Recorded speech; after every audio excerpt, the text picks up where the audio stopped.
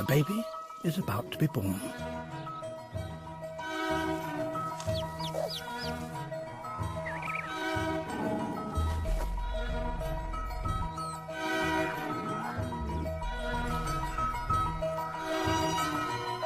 It's a dangerous world.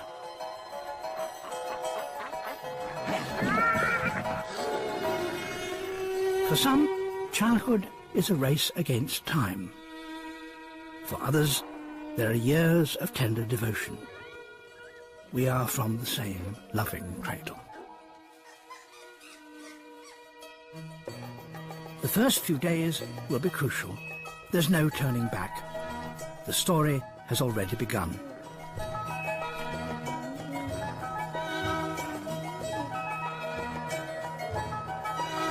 A baby can't usually be born as a ready-made adult.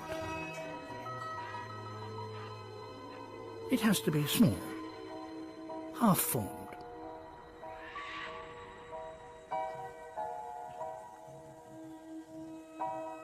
A mountain gorilla baby will suckle for 3 years. He'll remain within sight of his mother for at least a decade. He lives in an extended family, 20 or so uncles and aunts, cousins, brothers and sisters, all keen to see mother and new arrival.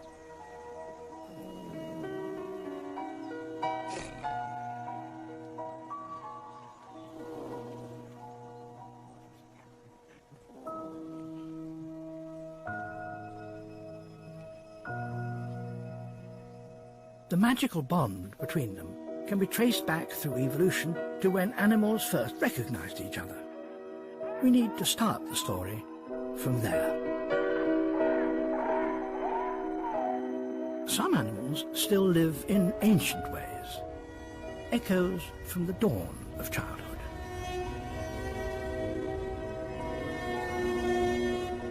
Babies are just scattered like seeds into the wind.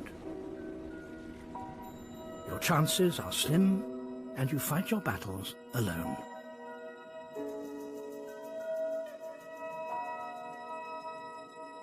And then, in a momentous moment, a mother offers some help.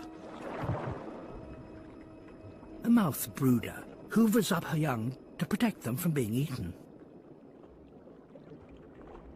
The trick isn't easy. Parents and babies need to be able to recognize each other. You wouldn't want to end up in the wrong mouth.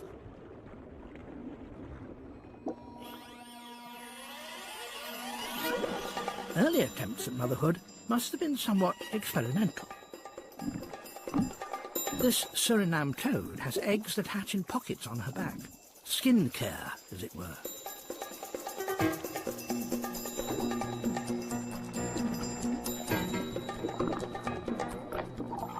Her hospitality has to be worth it. More must survive. Once out from under her skin, they're off to find food. The next step for pioneering parents was feeding their offspring. Amarobia spiders hatch, 100 little monsters. They eat extra eggs, brothers and sisters, but the spiderlings don't care. Then they look greedily to their mother. You can see that it hurts. She tries to brush them off. She could flee as they start to eat her alive, but she doesn't.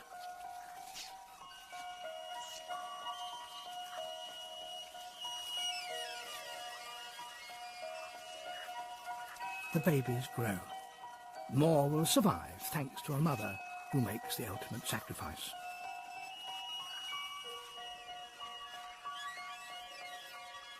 Hatching hungry can be fatal, so mothers start putting more food into the eggs. A spoonful of yolk for a caiman crocodile.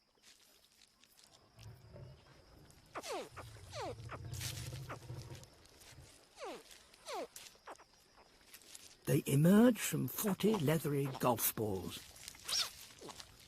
The squeaking triggers the other eggs to hatch and alerts their mother. The Cayman crocodile mother digs the 16-centimetre hatchlings out of the nest and carries them all to the river. She'll guard them all, night and day, for a few weeks. Crocodile hatchlings can catch insects and eat snails. Their mother, babysitting, will go hungry.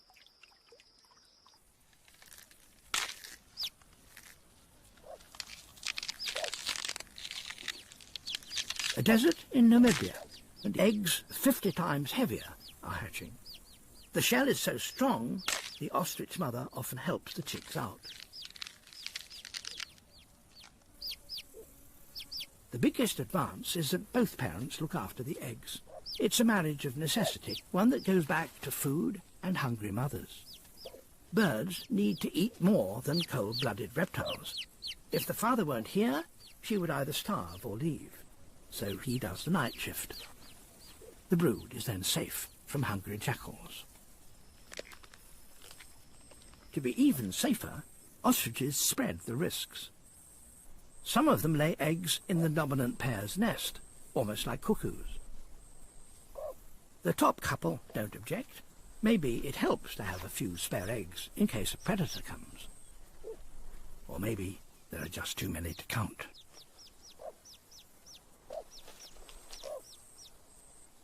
Ostriches are good, intuitive parents, and with no obvious favourites.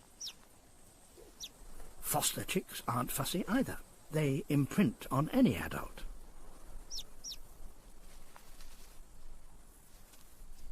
Chicks are encouraged to get up and about, though it doesn't look very helpful. They totter about like children on stilts.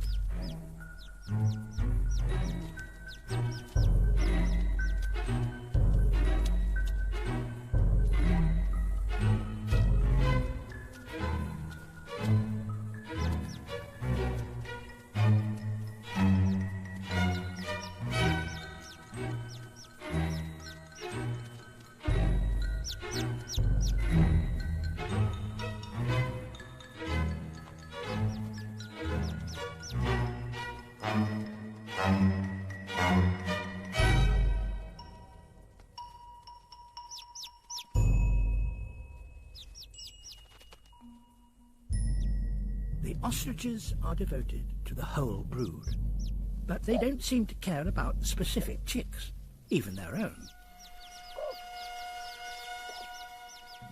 Within hours, the family needs to find water. It's a death sentence on any chicks still hatching. In big families, it's not always possible to worry about individuals.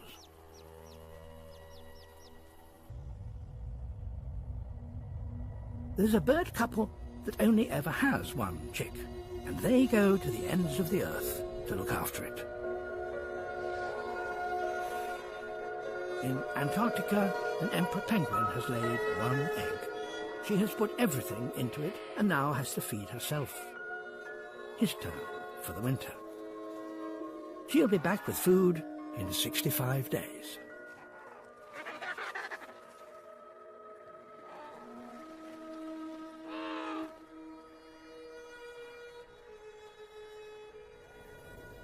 He huddles under dancing southern lights.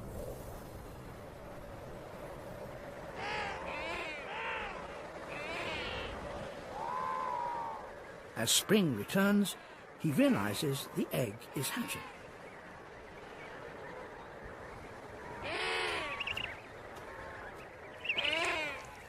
Because there's only one chick, the bond forms with the individual and they learn to recognize each other. There's no food on the ice. The chick needs its mother to return.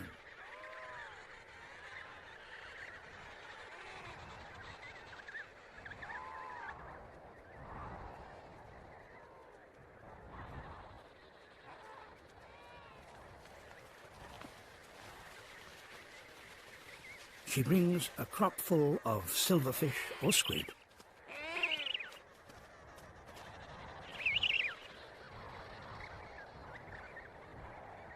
It's the father's turn to walk to the sea. But some mothers arrive too late.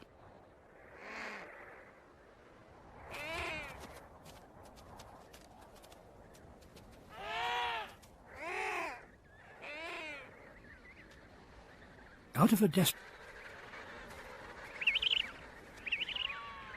As spring progresses, the ice melts and the sea gets closer.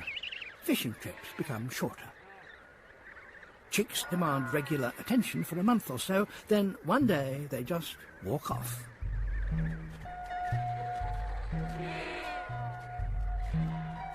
Some parents are reluctant to let them go.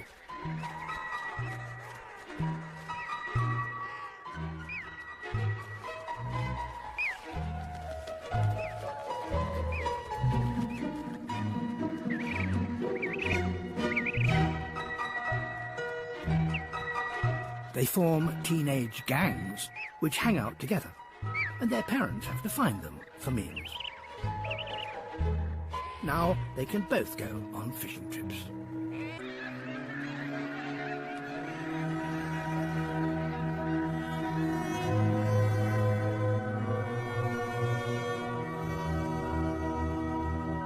But they always lay eggs, and that ties them to a nest. Other animals have found a different way.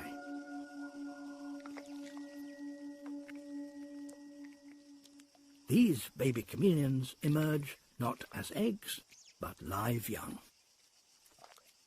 She manages alone.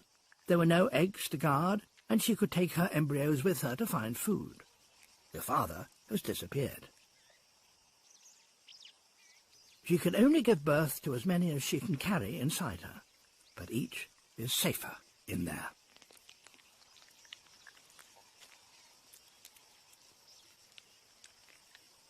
There's no childhood. She abandons them. They have to fend for themselves. But 150 million years ago, new animals emerged that stayed to look after their newborns.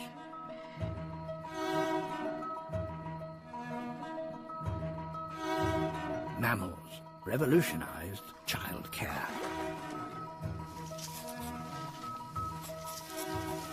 A few primitive mammals still have eggs. But when echidnas and platypus emerge, they feed directly from their mother's skin. All mammals start on milk. Suckling is one of Mother Nature's great inventions. With food on tap, fathers lose another job. They're no help. Instead, a remarkable bond forms between baby and mother.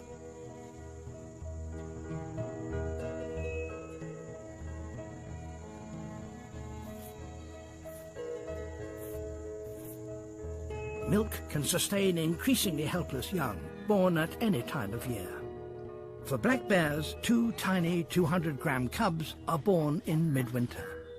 It helps to be ready early for spring. Like the cannibalistic spiders, they feed on her. Over a year of gestation and suckling, they absorb half of her.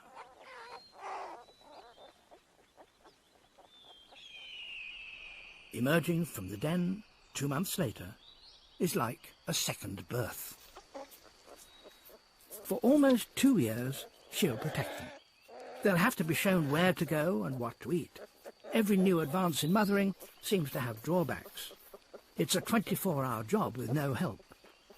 It must be exhausting. The world conspires against mothers who need sleep. The absent father's returned. He wouldn't recognize his cubs and could easily harm them. It's safer to stay out of the way. It's a shame he's got no role. It's the downside of pregnancy and milk. The cubs play near their mother. They're like the early mammals, which were explorers and thinkers. Childhoods have become longer and instincts less important. It's how mammals started building a mind of their own. Cubs try everything, learning slowly for themselves. The greatest gift a mammal mother can give them is time. A mule deer mother calving nearby doesn't have any time. If you're potential prey, birth must be quick and babies born well developed and able to run. The calf is already alert, his senses tuned to danger. She automatically eats any telltale remains from the birth, though, as a strict vegetarian, she doesn't seem to like them much.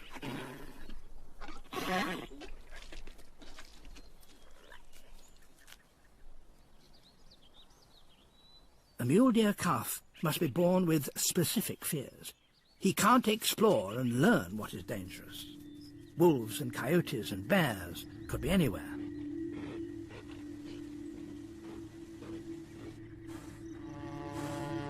The slightest sound or smell triggers fear.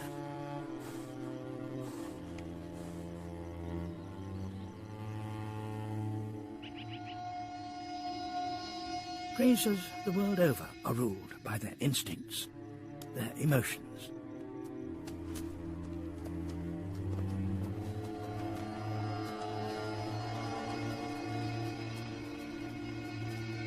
A wildebeest birth takes minutes.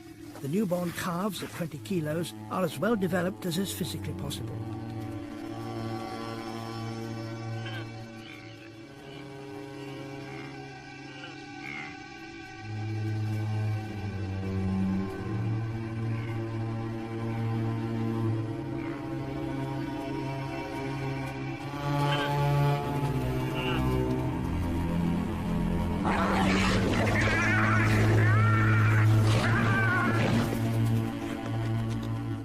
Security is to hide behind others, melt away into the herd, a mother and calf lost among millions.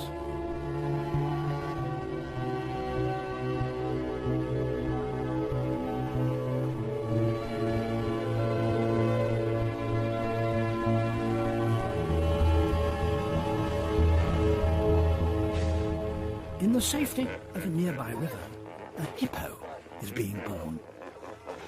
She's better able to make choices for her baby. She feels safer here from lions and hyenas. It's an underwater birth.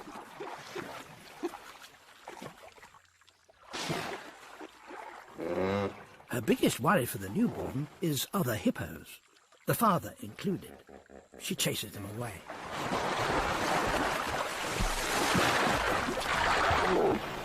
The newborn has strong instincts to stay near mum, but also not to drown. Struggling to find shallower water, he may be swept away.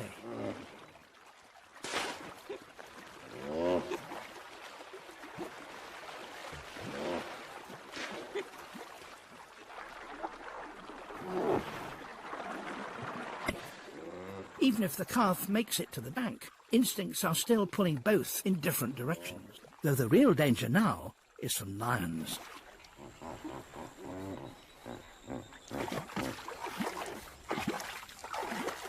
She makes her decision and comes charging over. Babies depend on mothers balancing their instincts and gauging what to do.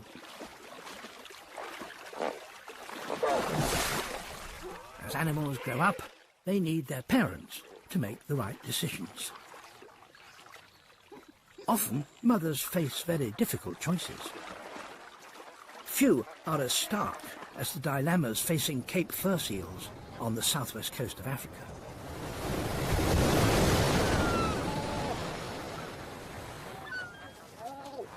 Again, the story begins with a birth.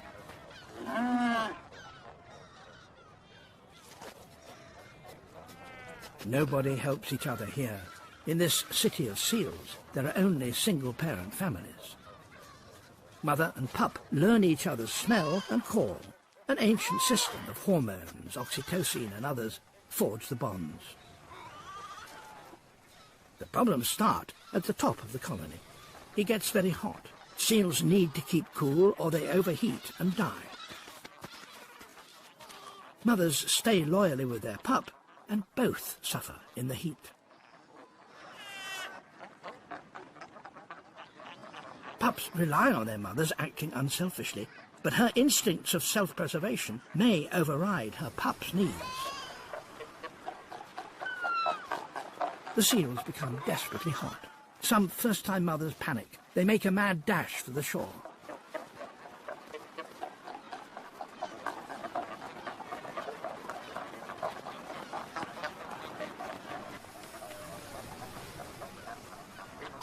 The pups don't understand. They try to follow, rapidly overheating in their black coats.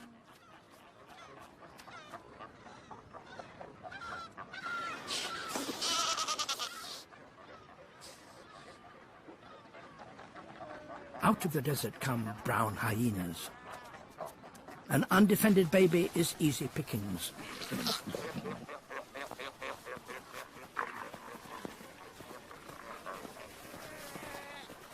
None of the others defend the pups. They turn a blind eye.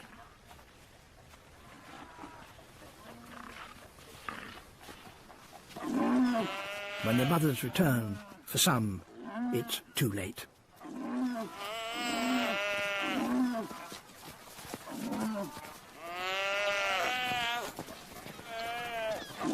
They pass casualties of misguided instincts and heat.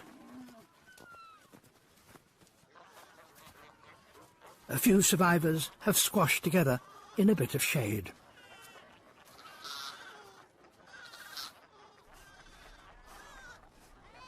Some newborns have mothers that make better choices. They drag and throw their reluctant pup towards the sea. She's managing to think ahead.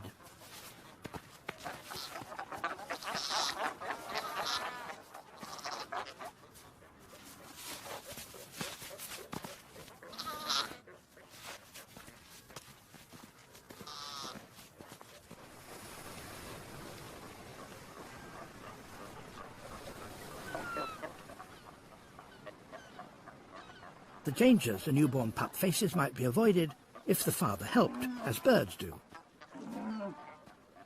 A few mammal fathers can become very paternal. A Californian mouse male acts as a midwife. He cleans up and gets food and water. He's the perfect mouse husband. With his help, there can be 4 times more young than the normal single-parent mouse can manage.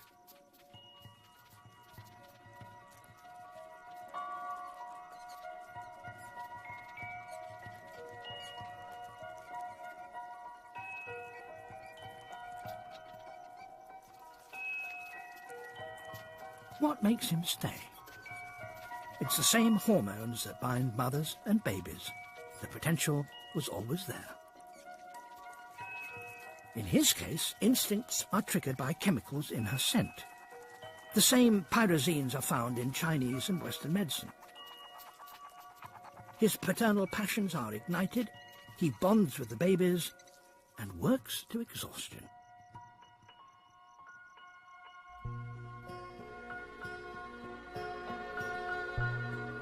How wonderful it must be to be born not just to a couple, but to a whole group fired up to help you.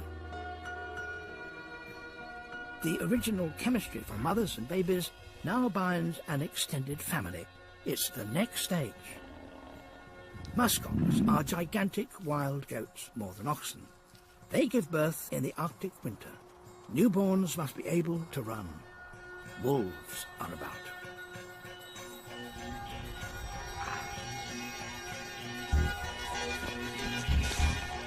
The wolves are looking for any youngsters that get left behind. The muskox help them to keep up.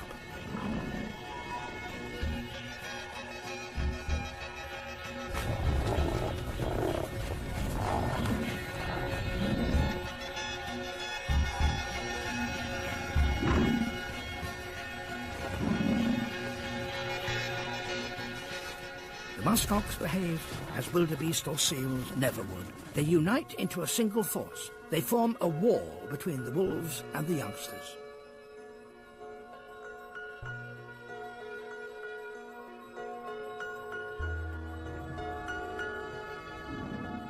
These muskox know that they are a family. They share a common bond. Faced with baby-mad, giant, hairy goats working together, wolves usually give up. But for every new solution, every advance, it seems there are always drawbacks. Societies hold terrible dangers for newborns.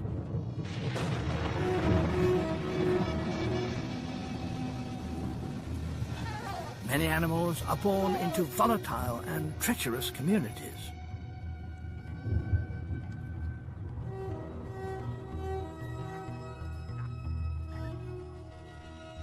Lion cubs start by avoiding the pride.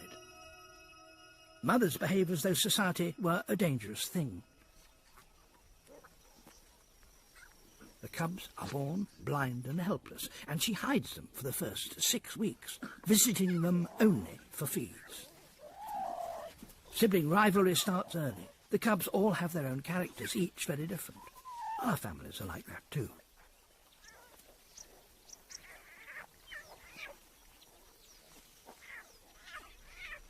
The mother is juggling difficult decisions. She must introduce her cubs to the pride.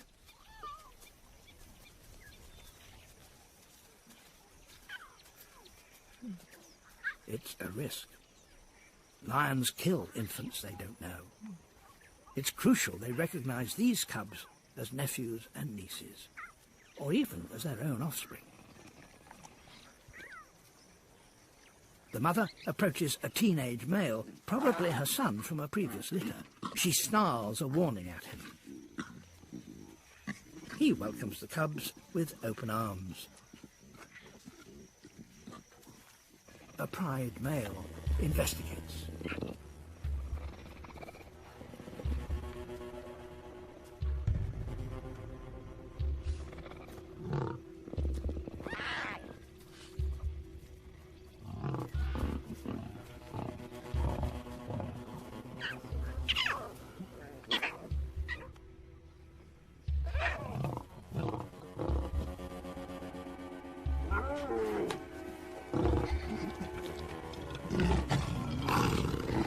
Slowly, the cubs win him round.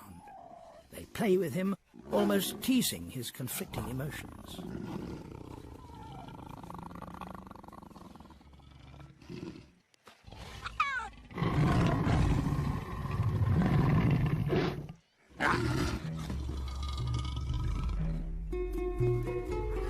The new cubs become part of the pride.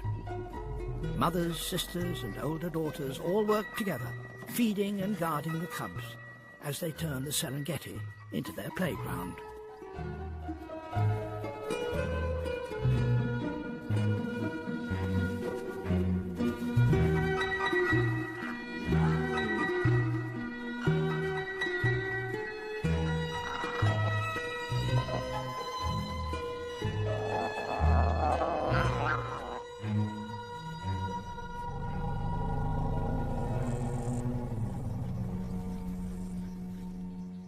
Elephants sometimes kill cubs.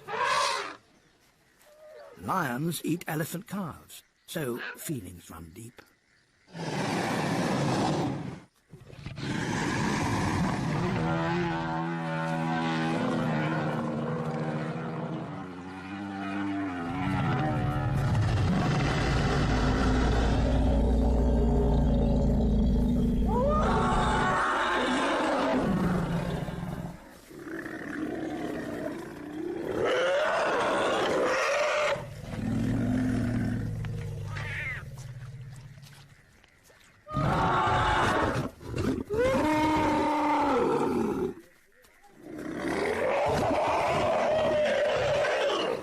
The cub's mother alone could never have held off the herd. She and her sisters are fierce defenders of the cubs. But there are worse threats than elephants. If new lions want to start a family, adopting stepchildren is not an option. They defeat and kick out the pride fathers. Now they must kill the cubs and mate with the lionesses. If enough of the females have cubs, they may take on the new males.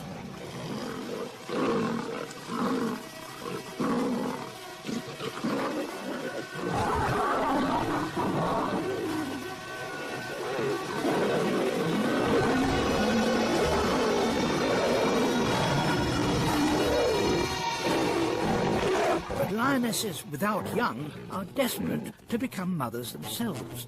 They need the new bloodline The argument erupts in anger and frustration.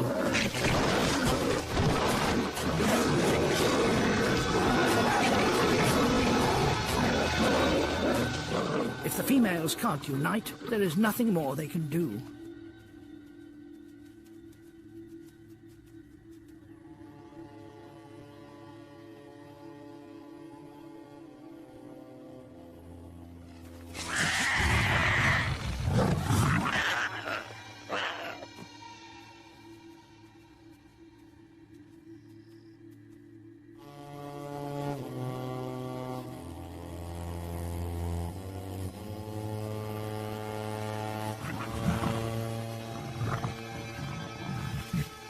She will have to try for new cubs with these killers. This is the price of living with males who can't hold on to power for more than a few years. Lionesses could learn something here from the elephants. Elephant mothers unite huge families and are strong enough to rule them.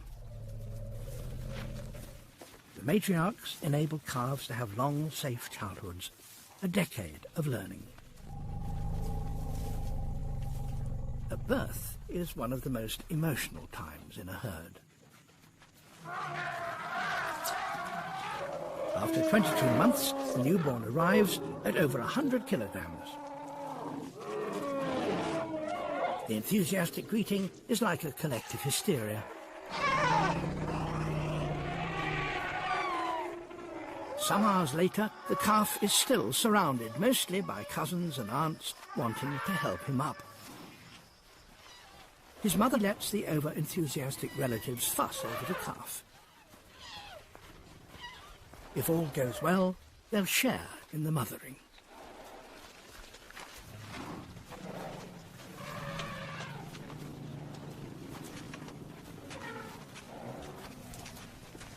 Such close ties around a baby are bound to cause friction. A male wants to mate with one of the calf's admirers, but of course she's more interested in the baby. The bull gives the source of his frustrations a shove. The newborn, for accidentally derailing a bull's passionate moment, next gets a foot in the face. For an hour, he's kicked about like a football, as emotional animals feel frustration or protection.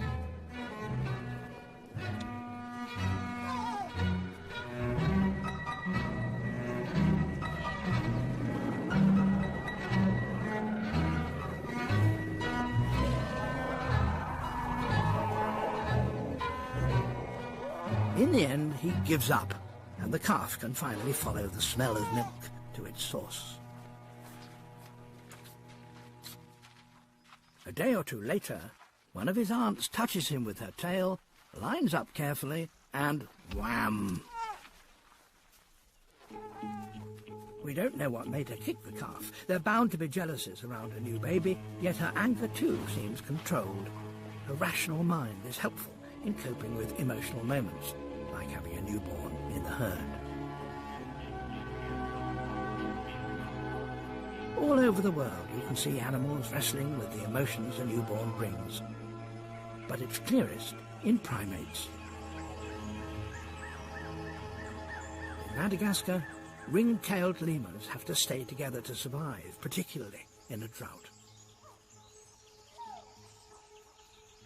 One of the babies is too weak to hold on. Lemurs can't easily carry their young, so the mother faces an appalling dilemma. If she's separated from the others for too long, they could attack her as an outsider. She has to choose between her baby and herself. The mother moves to follow the troop, but she returns 5 times. Her mind must be struggling back and forth.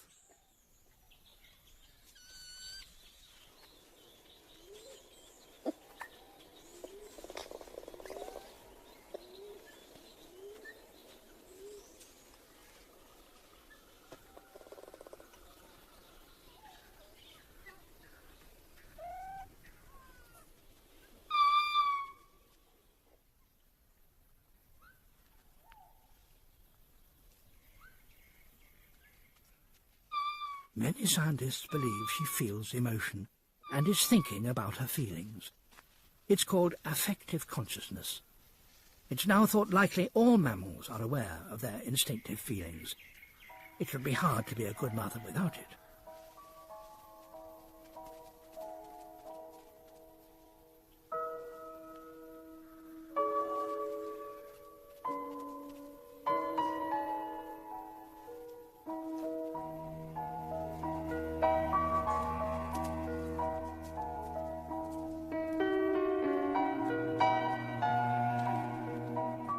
As her baby got weaker, she left for the last time. We can't know for sure what she was thinking or feeling, but she behaved as though she'd come to a decision that she found very difficult.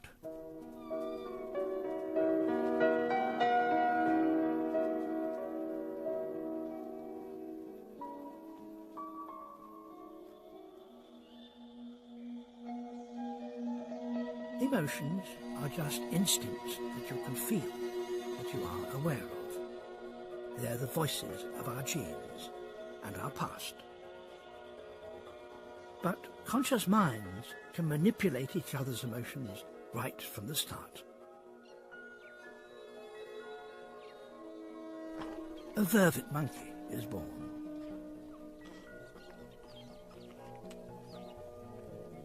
The baby meets a young cousin. He may be a new friend, an ally, or competition. It all depends on his mother's social standing. She is not the only one in her community having a baby. For the teenage sisters, it's a thrilling time. They beg any chance to hold the newborns. The high-ranking females don't beg. They grab babies and teach them who's boss. Junior mothers have to be more protective.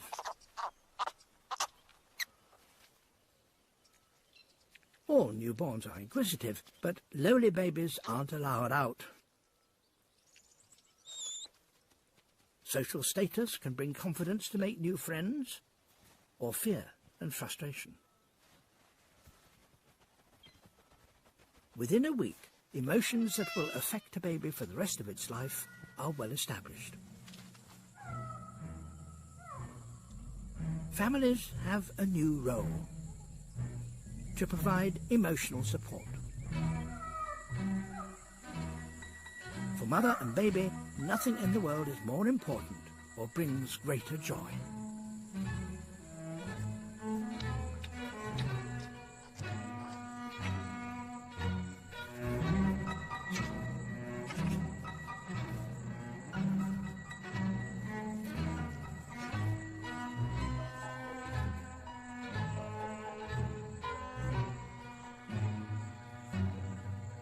Baby chimpanzees spend years learning about each other and their traditions.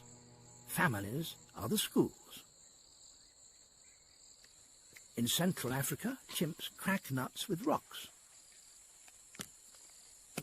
The trick is passed mother to baby down the generations. It's part of their culture. In East Africa, they catch termites using twigs. Babies watch and learn. They get the basics almost immediately. It's something to do with a stick. In some extraordinary footage, the mother tries to help and is pushed away by the youngster. With endless patience, she tries again. No, not that huge thing. Here, this one is better.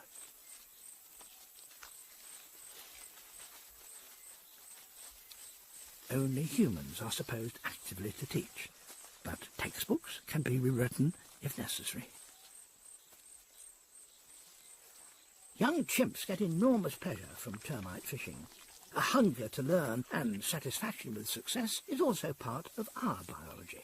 It must drive a lot of what we do.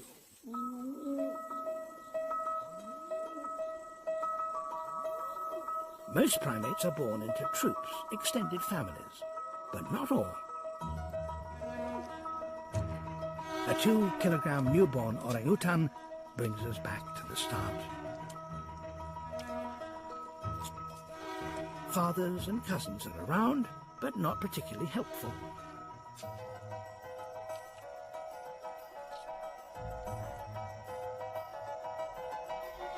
It'll be 7 or 8 years before the next one. His mother's one of the world's slowest breeders. His long childhood gives him time to work things out. His mother will help map out where to find food, and slowly he'll become aware of his world and himself.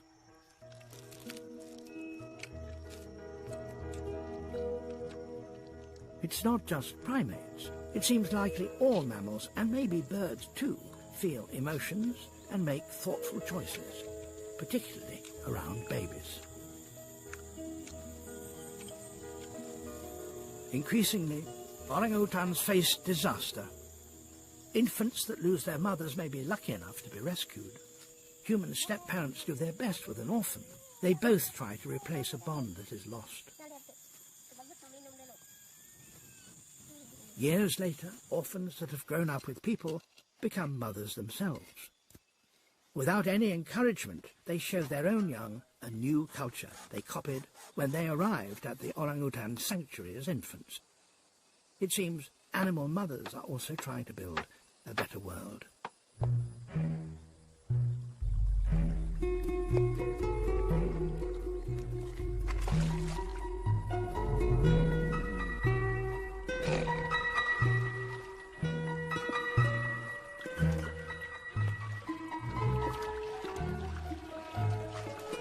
The care animals give to their young is extraordinary.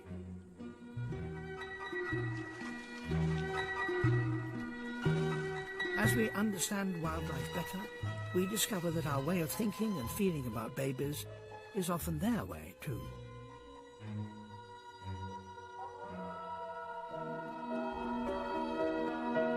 We can understand the emotions we share. It's a bond with 500 million years of motherhood.